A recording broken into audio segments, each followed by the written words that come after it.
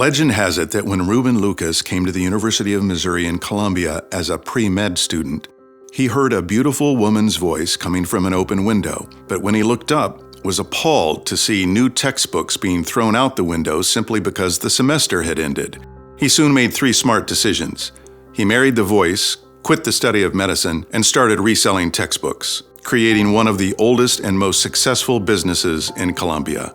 The Missouri Bookstore Company was formed on July 9, 1909. The business was located on the corner of 9th and Conley Streets and was a combination bookstore and coffee shop. It was a popular hangout for students from the very beginning. The store sold textbooks, but also desks, globes, and maps to schools across the state. Success was also due to Reuben's gift for promotion. When an improved ballpoint pen was introduced, he announced its arrival in Columbia by dropping it from an airplane over the Francis Quadrangle. In the 1930s, Reuben became the sole owner of the company. By 1941, there were 8 stores across the country. The end of World War II brought more success and expansion. By this time, the Missouri Store Company was one of the largest suppliers of used textbooks in the country. On Christmas Eve, 1947, Reuben was playing the piano for family when he suffered a massive stroke and passed away. The company he co-founded went to his daughter Rosemary and to his son Bud. Bud Lucas was elected president of the firm, and Reuben's son-in-law, Stanley Ginn, was named chairman. In the 1950s, the company experienced more growth with multiple stores opening across the nation. The Missouri Store Company had evolved into an operator of retail college bookstores. In 1973, a major shift occurred when the company opened University Book Services in an old A&P grocery store at 310 South 9th Street in Columbia, and returned to its roots in reselling used textbooks. The owner of the company had purchased the A&P grocery store, which was a building across from the journalism school.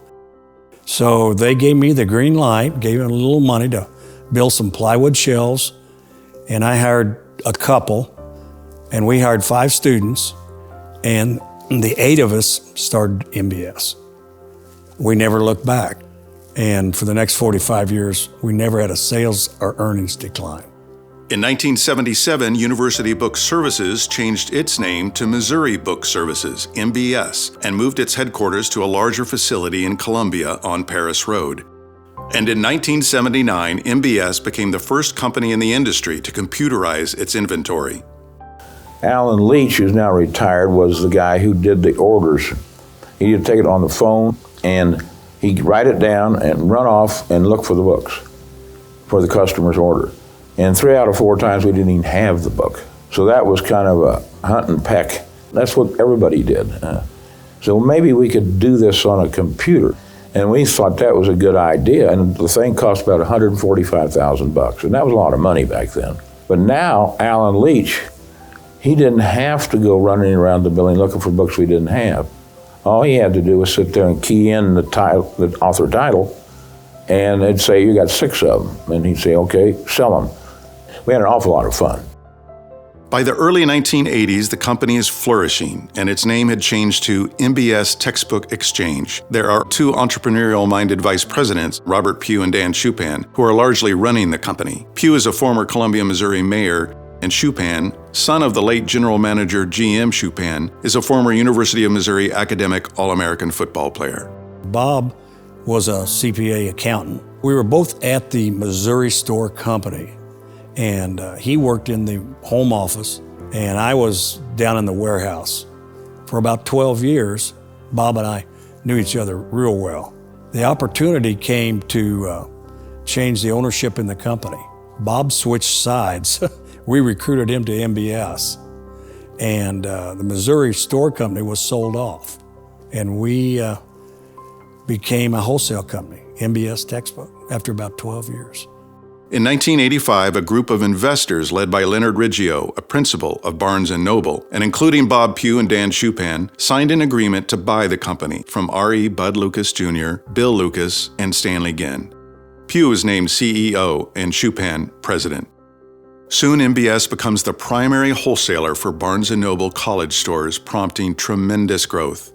In 1991, MBS moved to its current location on West Ash Street, where the expanding company enjoys 330,000 square feet.